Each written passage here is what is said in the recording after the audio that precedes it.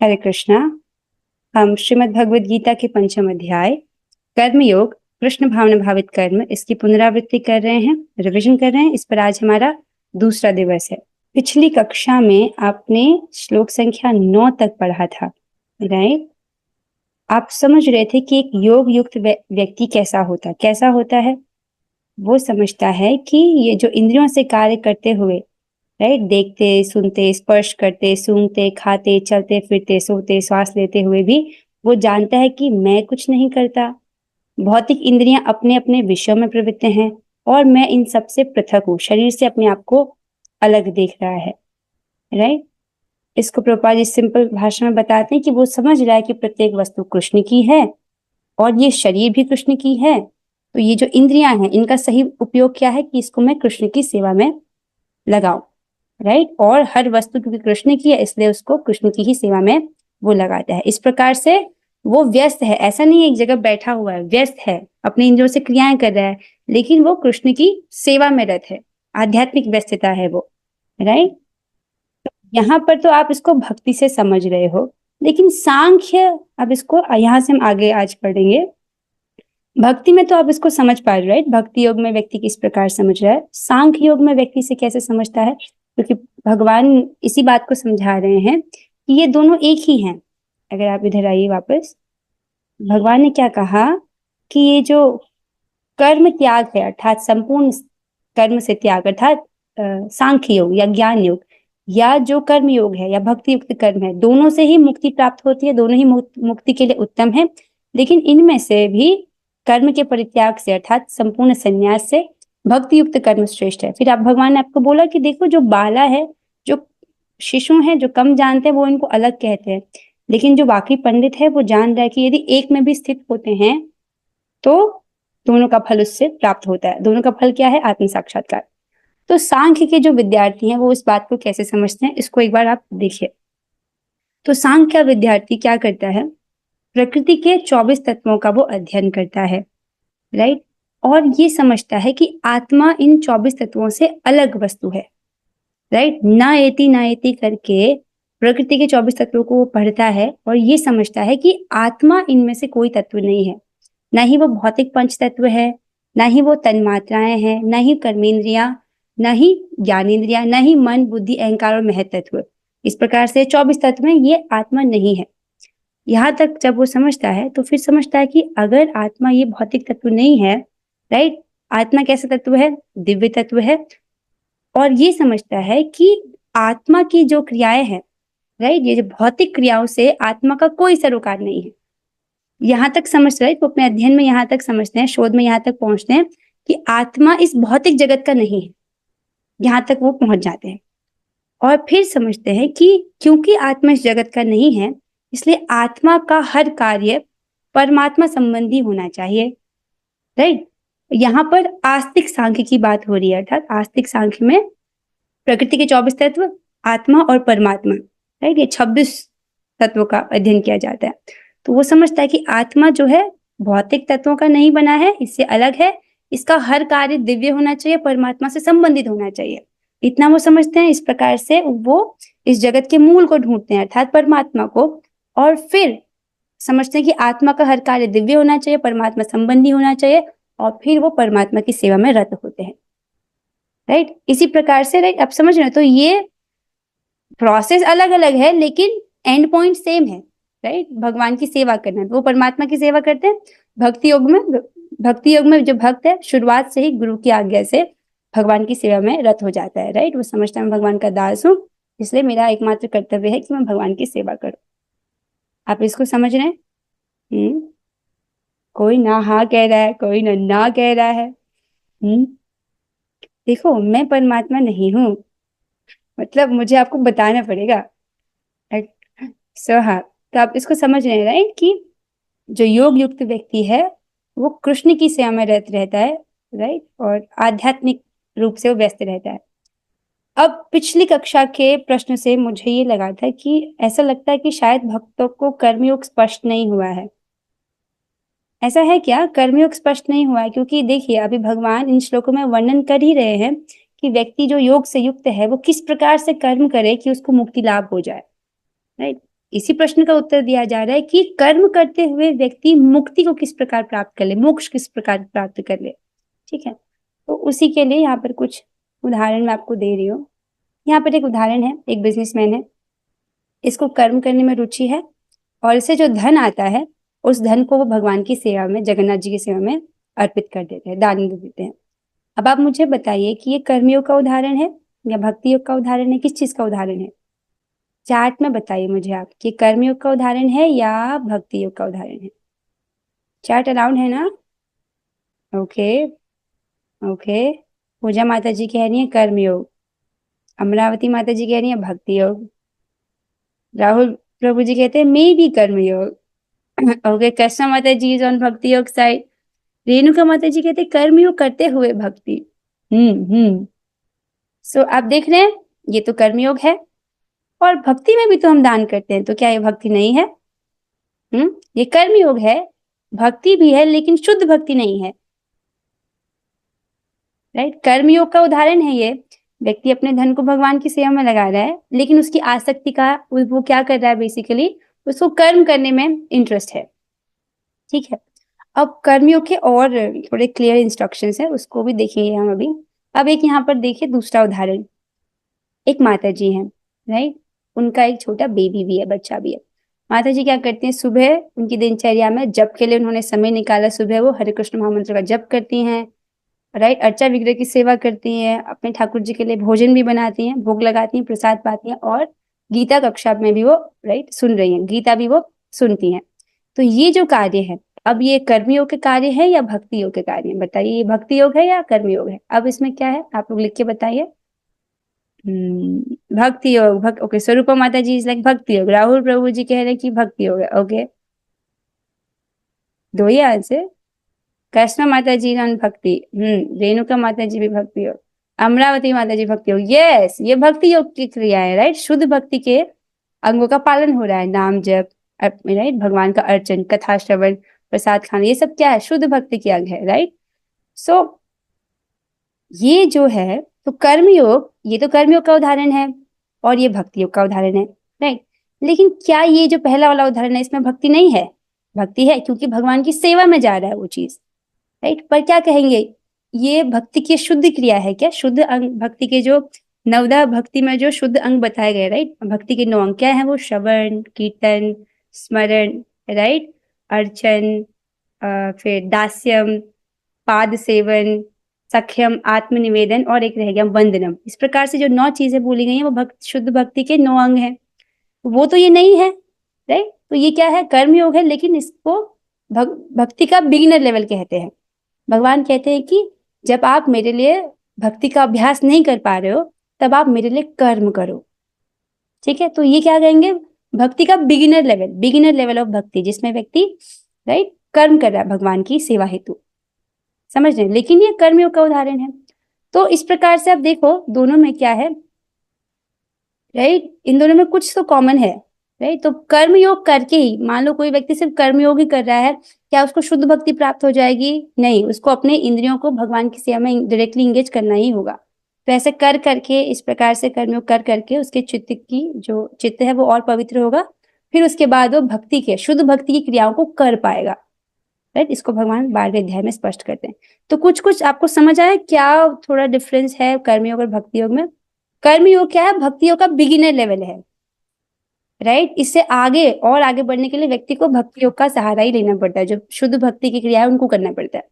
ये समझ आ रहा उदाहरण? कोई हाँ नहीं, कोई ना नहीं, अरे कोई तो हेड हिलाओ, मुझे तो समझ ही नहीं आ रहा। ओके ठीक है, आपको भी बोलना पड़ेगा ना, मैं समझ आ गया करके। ओके ठीक है सर, एक बार आप कर्मयोग के इंस्ट्रक्शंस को सुनिए कि भगवान ने क्या निर्देश दिया।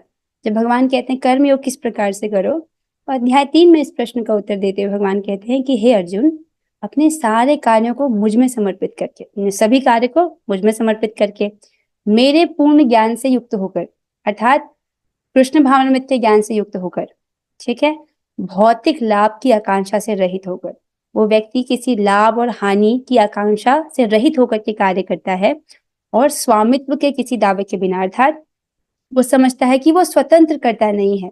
किसी भी कर्म के पीछे 5 घटक होते हैं, आपने इसे पढ़ा है, जीव, राइट, मतलब जीवात्मा, उसका जो शरीर है, उसकी इंद्रियां, जीवात्मा का इच्छा और प्रयास और परमात्मा, ये जब पांचों घटक होते हैं तभी कोई कर्म हो पाता है, राइट।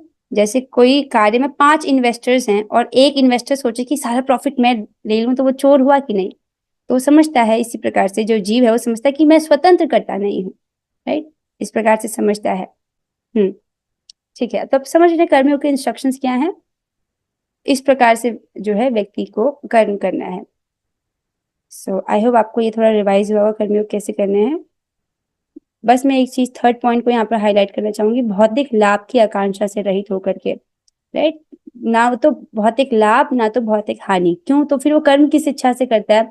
आत्म साक्षात्कार प्राप्त करने की इच्छा से। अब चाहे कोई किसान हो, चाहे बिजनेसमैन हो, चाहे दुकानदार हो, चाहे कोई कुछ भी हो, वो अपना कर्मयोग करते हुए, राइट, वो जो चारों वर्णाश्रम है उसमें जो उसका कर्म कर रहा है, लेकिन कर्म वही कर रहा है, लेकिन इच्छा ये कि मुझे आत्म साक्षात्कार प्राप्त हो जाए, मेरे इस कर्म से भगवान प्रसन्न हो जाए, राइट। भौतिक इच्छा नहीं करता है। इस प्रकार से उसको इसे करते हुए आत्म साक्षात्कार प्राप्त होता है। अब आइए हमको 10वें श्लोक से पढ़ना है। सो 5वां अध्याय, श्लोक संख्या 10। ब्रह्मण्याधाय कर्माणि संगम त्यक्त्वा करोति यः लिप्यते न स पापेन पद्मपत्रम इवाम्भसा। जो व्यक्ति कर्म फलों को परमेश्वर को समर्पित करके आसक्ति रहित होकर अपना कर्म करता है, वह पाप कर्मों से उसी प्रकार अप्रभावित रहता है जिस प्रकार कमल पत्र जल से अस्पृश्य रहता है। कुछ सिमिलैरिटी दिख रही है आपको इस श्लोक में और इस इंस्ट्रक्शन में, राइट। वह व्यक्ति सारे कार्यों को भगवान को समर्पित करता है, भगवान के पूर्ण ज्ञान से युक्त है, लाभ की आकांक्षा से रहित है, राइट। वही देख रहे हैं, जो व्यक्ति कर्म फल को भगवान को, परमेश्वर को समर्पित करके आसक्ति रहित होकर, ना तो वो उसके शुभ और अशुभ फल दोनों से ही वो आसक्त नहीं है, राइट, उससे रहित होकर के अपना कर्म करता है, वो पाप कर्मों से उसी प्रकार अप्रभावित रहता है जिस प्रकार से कमल के पत्ते पर जो जल है वो ठहर नहीं पाती, उसी प्रकार से। आइए आगे चलते हैं। कायेन मनसा बुद्ध्या कैवलैरिन्द्रियैरपि योगिनः कर्म कुर्वन्ति संगम त्यक्त्वात्मशुद्धये। बहुत सुंदर। योगी जन आसक्ति रहित होकर शरीर, मन, बुद्धि तथा इंद्रियों के द्वारा भी केवल शुद्धि के लिए कर्म करते हैं। टॉपिक पर वापस आइए। एक योग युक्त व्यक्ति कर्म कर रहा है, राइट। उसके कार्य कैसे हैं? वो अपने सारे कर्म फलों को भगवान को समर्पित करता है, आसक्ति रहित होकर के अपने कर्म कर रहा है। तो वो कर्म किस प्रकार के कर्म है? कर्म तो कर रहा है, उससे उसको कोई बंधन भी नहीं लग रहा है, राइट। किसी प्रकार का पाप अर्थात कर्म बंधन उसको नहीं लग रहा है। कैसे कर्म कर रहा है? भगवान बोल रहे हैं, अपने शरीर से, अपने मन से, अपनी बुद्धि, राइट। ऐसा जो योग युक्त व्यक्ति है, आसक्ति रहित होकर अपने शरीर से, मन से, बुद्धि से, इंद्रियों से क्या करता है? आत्म शुद्धि के लिए ऐसे व्यक्ति कर्म करते हैं। यहाँ पर आत्म का अर्थ लिया गया है मन, क्योंकि देखो आत्मा तो पहले से शुद्ध है ना, जीवात्मा तो पहले से शुद्ध है, तो उसके शुद्धिकरण का क्या अर्थ है, राइट। यहाँ पर आत्म शुद्धि अर्थात उसके मन की शुद्धि के लिए, उसके चित्त के शुद्धिकरण के लिए, ठीक है, उसके लिए वो कर्म करते हैं। तो ऐसे कर्म जिससे चित्त की शुद्धि हो, वही वाले कार्य करते हैं अपने शरीर से भी, मन से भी, बुद्धि से भी और इंद्रियों से भी, ठीक है। इसका मतलब क्या है? वो व्यक्ति एक भी सकाम कर्म नहीं करता है, राइट। सकाम कर्म व्यक्ति करते ही बंध जाता है। तो ऐसा व्यक्ति क्या है? भगवान के पूर्ण ज्ञान से युक्त है, राइट। समझ रहा है कि उसको किस प्रकार कार्य करना चाहिए। सकाम कार्य नहीं करता वो। सकाम कार्य मीन्स ऐसा कोई कर्म करना जिसका कर्म फल वो भोगना चाहता है, उसको बोलते हैं सकाम कर्म। तो ऐसा वो कोई कर्म नहीं करता। वो सोचता है कि हर चीज कृष्ण की है, इसलिए कृष्ण के लिए होना चाहिए वो कार्य, राइट। सेब आते ही उसको खाने के लिए नहीं सोचता, वो सोचता पहले ये कृष्ण को अर्पित होना चाहिए, फिर मैं खा फिर उसको प्रसाद के रूप में वो खा ले, ठीक है। तो एक भी सकाम कर्म नहीं करता। और कैसे कार्य करता है? चित्त की शुद्धि वाले कार्य ही करते हैं ऐसे व्यक्ति, समझ रहे हो? तो शरीर से भी, मन से, बुद्धि से और इंद्रियों से। आई होप ये स्पष्ट होगा। तो अगर थोड़ा सा और इसको विस्तार से पढ़ा जाए तो ऐसी कौन सी क्रियाएं होती हैं जिससे चित्त का शुद्धिकरण होता है, राइट। वो सब कार्य जो कृष्ण से संबंधित हैं, राइट। अब देखिए हम जो भी क्रियाएं कर रहे हैं, राइट। अब इधर आइए, जो भी क्रियाएं हम करते हैं अपने शरीर से, मन से, बुद्धि से, इंद्रियों से, जो भी क्रियाएं हम कर रहे हैं उसको आप दो कैटेगरी में बांट लीजिए, राइट। दो कैटेगरी, या तो वो माया की सेवा वाले कार्य होंगे या कृष्ण की सेवा वाले कार्य। माया की सेवा वाले कार्य कैसे होंगे? उसमें व्यक्ति या तो सतोगुणी या सतोगुण का संपर्क करेगा, या रजोगुण का संपर्क करेगा, या तमोगुण का संपर्क करेगा। कुछ भी क्रिया व्यक्ति कर रहा है तो वो कुछ ना कुछ तो संपर्क करेगा, राइट। या व्यक्ति निर्गुण वस्तु का संपर्क करेगा, पांचवा कोई ऑप्शन है ही नहीं, राइट। या तो प्रकृति के गुणों का संपर्क करेगा, या तो भगवान की, राइट, ये निर्गुण वस्तु का सेवन करेगा। दो ही ऑप्शन है, राइट। सो ऐसा जो व्यक्ति है, अगर वो चित्त की शुद्धि वाले कार्य कर रहा है, इसका मतलब वो कोई भी ऐसा कार्य नहीं करता जिससे गुण का संपर्क हो रहा हो, राइट। प्रकृति के गुण जो हैं वही व्यक्ति को बांध देते हैं इस जगत में, तो वो चित्त की शुद्धि वाले कार्य करता है। वो कार्य कैसे हैं? अर्थात केवल कृष्ण को तुष्ट अर्थात प्रसन्न करने वाले कर्म करते हैं। स्पष्ट हो रहा है, राइट। और शरीर से भी, मन से भी, बुद्धि से भी, इंद्रियों से, अर्थात प्रत्येक प्रयास भगवान को प्रसन्न करने के लिए वो व्यक्ति कर रहा है।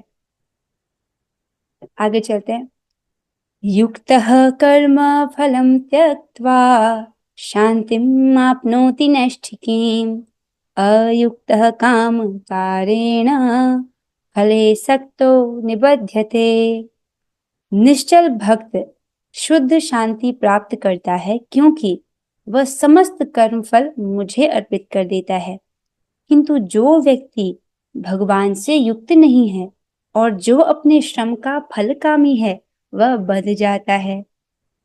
इस एक श्लोक में भगवान स्पष्ट तरीके से बता रहे हैं कि कौन व्यक्ति कर्म करते हुए भी शुद्ध शांति प्राप्त करता है, राइट, मुक्त हो जाता है, कर्म बंधन उसको नहीं लगता, और कौन ऐसा व्यक्ति है जो कर्म करते हुए उसमें बंध जाता है। तो पहले जानेंगे कि कौन ऐसा व्यक्ति है जो अपनी इंद्रियों से कर्म करता है वहां भी बंधता नहीं है। तो भगवान कहते हैं ऐसा जो युक्त व्यक्ति है, आप इसको समझिए, जो भक्ति योग से युक्त है, राइट। सिंपल भाषा में जो बच्चे हैं, जैसे दूध में अगर आप चीनी डाल दो तो वो दूध चीनी से युक्त है, राइट। तो योग युक्त अर्थात जो व्यक्ति योग से युक्त है, जिसके जीवन में योग है, जिसके जीवन में भक्ति है, उससे युक्त है, अर्थात एक निश्चल भक्त, राइट। ये बहुत इंपॉर्टेंट है, निश्चल, कोई कपट नहीं। ऐसा जो व्यक्ति है वो समस्त कर्मफल कृष्ण को अर्पित कर देता है, राइट। समझ रहा है कि सब कुछ कृष्ण का है, मेरा शरीर भी कृष्ण का है, राइट। तो हर प्रयास वो क्या करता है? कृष्ण की प्रसन्नता हेतु ही करता है, अपना कर्म फल वो भगवान को अर्पित कर रहा है। ऐसे व्यक्ति को शुद्ध शांति प्राप्त होती है, ठीक है। इसको सिंपल अगर आप कर्म योग में देखते हैं तो जो लोग धन कमा रहे हैं वो उसको भगवान को अर्पित करते हैं, उसका कर्म फल जो है उसको भगवान को अर्पित करते हैं। तो जितना घंटे उस धन को कमाने में लगे वो सब आपके भगवान की सेवा वाले होंगे, उतना वो भगवान की सेवा में नियोजित हुए। ऐसे व्यक्ति क्या, उसको शुद्ध शांति प्राप्त होती है। आगे चलिए। अब प्रश्न है, कौन व्यक्ति कर्म करता हुआ बंध जाता है, राइट। ऐसा व्यक्ति जो भगवान से युक्त नहीं है, अर्थात कृष्ण भावना में से युक्त नहीं है, राइट। एक विषयी व्यक्ति जिसको नहीं ज्ञान है कि क्या करना चाहिए क्या नहीं करना चाहिए, जिसको ज्ञान नहीं है, भगवान से युक्त नहीं है, जो अपने श्रम का फल कामी है, अर्थात वो जो भी श्रम कर रहा है, जो भी परिश्रम कर रहा है, जो भी कर्म कर रहा है, उससे जो फल प्राप्त होने वाला है उसका कामी है, उसको वो चाहिए, उसका लोभ है उसको। ऐसे व्यक्ति को जो है उसको बंधन लगता है, अर्थात उसको कर्म बंधन लगता है, राइट। अगर वो भगवान से युक्त नहीं है, इसका मतलब कार्य तो व्यक्ति कर ही रहा है ना। भगवान पहले बोल चुके हैं कि एक क्षण के लिए भी जीवात्मा बिना कर्म के नहीं रह सकता, राइट। तो कर्म तो व्यक्ति कर ही रहा है हर सेकेंड, राइट। अब जो व्यक्ति भगवान से युक्त नहीं है, अर्थात उसको नहीं पता कि किस प्रकार मैं अपनी इंद्रियों से निर्गुण वस्तु का सेवन करूं, ये उसको नहीं आता है। जैसे अभी आप गीता सुन रहे हो, क्या ये सत्वगुणी कार्य है या रजोगुणी तमोगुणी? नहीं, अभी आप सीधे निर्गुण वस्तु का सेवन करो, ये आपको इस जगत में नहीं बांध रहा है, ये, राइट। यहाँ से आपको ये मुक्त होने के लिए, राइट, आप उस ओर आपको उस ओर अग्रसर कर रहा है आपको, राइट। गीता गंगोदकम पीत्वा पुनर्जन्म न विद्यते, जो गीता रूपी गंगा जल का पान करता है उसका पुनर्जन्म नहीं होता इस भौतिक जगत में। सो ये जो सकाम कर्म व्यक्ति है, इसको नहीं पता कि कैसे निर्गुण वस्तु का सेवन किया जाए, तो फिर ये क्या कर रहा है? भौतिक जो गुण है उनका ही संपर्क कर रहा है, सतोगुण रजोगुण तमोगुण ही कमा रहा है अपने चित्त में। तो उससे कारण क्या होता है? इसको एक ऐसा ही शरीर इसको प्रदान कर दिया जाता है, तो फिर से कर्म बंधन लग जाता है। तो यहाँ पर एक सिंपल सी चीज दी गई है कि एक कृष्ण भावनामृत व्यक्ति और एक देहात्मक बुद्धि वाले व्यक्ति में क्या अंतर है। कृष्ण भावनामृत व्यक्ति कार्य करते हुए मुक्त हो जाता है, राइट, वो इस जगत से निकल रहा है, लेकिन एक देहात्मक बुद्धि कार्य करते हुए यहीं फंसता जाता है और फंसता जाता है और कर्म बंधन लग रहा है। तो देखिए, पहला तो है कि कृष्ण भावनामृत व्यक्ति जो है वो कृष्ण से आसक्त है, राइट, वो कृष्ण की प्रसन्नता हेतु करना चाहता है, सब कुछ कृष्ण से आसक्त है। लेकिन एक देहात्मक बुद्धि वाला व्यक्ति अपने कर्मों के फल के प्रति आसक्त है, वो कर्म कर रहा है, वो उसके फल को भोगना चाह रहा है। कृष्ण के लिए, अब कृष्ण भावनामृत व्यक्ति जो है वो कृष्ण के लिए कर्म करता है, क्योंकि वो कृष्ण से आसक्त है इसलिए कृष्ण के लिए कर्म करता है। अब क्योंकि वो कृष्ण के लिए कर्म कर रहे हैं तो हर कार्य जो हम कृष्ण के लिए करते हैं वो सभी कार्य दिव्य होते हैं, तो इसके सारे कार्य दिव्य होते हैं, अर्थात उन कार्यों का कोई भौतिक रिएक्शन नहीं आता, कोई भी, राइट, इस जगत में बंधन वाला वो कार्य कर नहीं रहा है, तो जिससे क्या है, उसे कर्म फल की कोई चिंता नहीं रहती है और वो शांति से पूरित रहता है। इसको और भी विस्तार में पढ़ा था हमने श्लोक में, आगे वो व्याख्या हम यहाँ पे नहीं कर रहे हैं। आगे करते हैं, आगे चलते हैं। जो देहात्मक बुद्धि वाला व्यक्ति है वो अपनी इंद्रिय तृप्ति के लिए कार्य करता है, राइट, इसलिए इंद्रिय तृप्ति के लोभ में फंसा रहता है, अपनी इंद्रियों को तुष्ट करने के लिए लगा रहता है, इसलिए उसे कभी शांति नहीं मिल सकती है। ठीक है, अब भगवान इसको बोल चुके हैं अध्याय 3 श्लोक संख्या 13 में कि जो व्यक्ति केवल अपनी इंद्रियों को तुष्ट करने के लिए भोजन पकाता है वो तो केवल पाप खाता है, राइट। ऐसे व्यक्ति को भगवान ने चोर कहा है अध्याय 3 में, मैं नहीं कह रही हूँ, भगवान कहते हैं। और फिर वो कहते हैं उसी श्लोक में, उसके अगले श्लोक में, कि जो चोर व्यक्ति है उसको शांति किस प्रकार मिल सकती है, इस प्रकार से बोलते हैं। तो इसलिए हर व्यक्ति को प्रसाद खाना ही चाहिए, मतलब ये तो भगवान का आदेश है, राइट। प्रसाद बहुत खाना बहुत आसान है। आप जो भी बना रहे हो भगवान के लिए, शुद्ध शाकाहारी, उसको भगवान को अर्पित कीजिए, उसमें तुलसी जल डालिए और भगवान को अर्पित कर दीजिए, बस। और उसके बाद जब भगवान को अर्पित करें तब वो थोड़ी देर बाद भगवान खा लेते हैं उसको, उनसे राइट अनुमति लेके वापस लें, और तब वो प्रसाद है। लेकिन उसके बाद यदि आप वैष्णवों को अर्पित करते हैं, शिल प्रभुपाद जी और जो सदगोस्वामी हैं, आचार्य जन है, राइट, उनको अर्पित करते हैं, तब उनके ग्रहण करने के बाद वो महाप्रसाद बन जाता है, राइट। आगे चलते हैं। फिर इससे आगे हम अब कल पढ़ पाएंगे। एक दामोदर अष्टकम का एक श्लोक भी तो गाना है हमें। ठीक है, आई होप आपको आज का जो श्लोक अभी तक जो चर्चा हो रही है वहां तक समझ आया होगा। वैसे इतनी स्लाइड्स तो कल बन गई थी, मुझे लगा था हम और व्याख्या करें। ठीक है, आई होप आपको समझ आया होगा कि आपको क्या करना है, राइट। ऐसा जो व्यक्ति है एक भी सकाम कर्म नहीं करता है, राइट, और क्या करता है, केवल चित्त की शुद्धि वाले ही कार्य करता है। इसी प्रकार से जो है हमें अपनी दिनचर्या को ढालना चाहिए। यहाँ जो गीता चर्चा है उसको हम यहीं पर विश्राम दे रहे हैं, और अभी हम दामोदर अष्टकम के जो आखिरी श्लोक है उसको गाने का अभ्यास करेंगे, और कल से हम कोशिश करेंगे कि हम पूरा दामोदर अष्टकम गा पाए लास्ट में, right, that would be very sweet. तो जो भक्त गाना चाह रहे हैं आप हाथ खड़ा कर सकते हैं। ओके, सो एमएल गुप्ता प्रभु जी, हम आपसे शुरू करेंगे। नमस्तेस्तु दाम्ने स्फुरदीप्तिधाम्ने नमस्ते स्तुदाम्ने स्फुरदीप्तिदाम्ने त्वदीयोदरायाथ विश्वस्य धाम्ने त्वदीयोदरायाथ विश्वस्य धाम्ने नमो राधिकायै त्वदीयप्रियायै नमो राधिकायै त्वदीयप्रियायै नमो अनन्तलीलाय देवाय तुभ्यम्। नमो अनन्तलीलाय देवाय तुभ्यम्। ठीक है, बहुत सुंदर। यहाँ पर हम अ भी पढ़ सकते हैं क्योंकि यहाँ पर एक्चुअल में एक ये एक्सटेंडेड होता है, नमो अनंत भी बोल सकते हैं और नमो अनंत जब हम ऐसे बोलते हैं तो यहाँ पर अ ले लिया जाता है कि यहाँ पर अनंत बोला गया है प्रोनाउंसिएशन में। ठीक है, अब कौन गाएंगे? धनिष्ठ माता जी आप गाइए, मधुस्मिता माता जी आप गाइए। नमस्ते स्तु दाम्ने स्फुरदीप्तिधाम्ने नमस्ते सुदाम्ने सूरदीप्तिधाम्ने त्वदीयोदरायाथ विश्वस्य धाम्ने त्वदीयोदरायाथ विश्वस्य धाम्ने नमो राधिकायै त्वदीयप्रियायै नमो राधिकाए सदिया प्रियाए नमो नन्तलीलाय देवाय तुभ्यं। नमो नंदलीलाय देवाय तुभ्यं। बहुत सुंदर माता जी। अब हम जानेंगे इस श्लोक के अनुवाद को। इसमें कहा गया है, हे दामोदर, आपके उदर से बंधी हुई महान रज्जु अर्थात रस्सी को प्रणाम है। जो रस्सी आपको आपको बांधी गई है, उस रस्सी को प्रणाम है। और आपके उदर जो निखिल ब्रह्म तेज का आश्रय है और जो संपूर्ण ब्रह्मांड का धाम है, उसको भी प्रणाम है। तो इस श्लोक में प्रणाम किया गया है।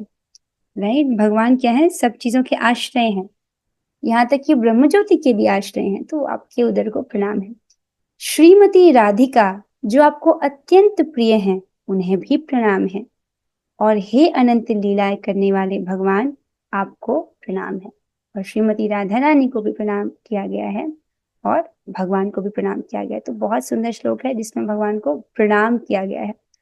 मन मना भव मद भक्तो मदिया जीमाम नमस्कुरु। तो चौथा इंस्ट्रक्शन तो भगवान को प्रणाम करना ही है। तो आप देखेंगे भागवत में भी अलग अलग जो भक्त हैं विभिन्न स्तुतियां कर रहे हैं, और वो सब स्तुतियां क्या है? भगवान को प्रणाम ही तो है। स्तुतियां करते हैं फिर प्रणाम करते हैं, स्तुतियां करते हैं प्रणाम करते हैं। तो ये बहुत सुंदर शैली है भगवान को प्रणाम करने की। बहुत सुंदर है ये। श्री श्री राधा दामोदर लाल की जय। सब कल से हम क्या करेंगे? प्रयास करेंगे कि हम दामोदर अष्टकम को अंत में गा पाए। तो इसलिए एक एक श्लोक रखा गया था ताकि आपको एटलीस्ट हर श्लोक का मीनिंग पता चले, फिर हम उसको गा पाएंगे। तो इसके साथ हम आज की कक्षा को यहाँ पर विश्राम देते हैं। इससे आगे की चर्चा जो है गीता की, वो कल हम करेंगे। अब हम 3 बार हरे कृष्ण महामंत्र करेंगे। आप अपने माइक को ऑन कीजिएगा। हरे कृष्णा कृष्ण कृष्णा हरे हरे, हरे राम राम राम हरे हरे। हरे कृष्णा कृष्ण कृष्णा हरे हरे, हरे राम राम राम हरे हरे। हरे कृष्णा कृष्ण कृष्णा हरे हरे, हरे राम राम राम हरे हरे। श्रीमद् भगवद गीता की जय। श्री प्रभुपाद की जय। कार्तिक महामहोत्सव की जय। और श्री गुण गौरंगा। हरे कृष्णा।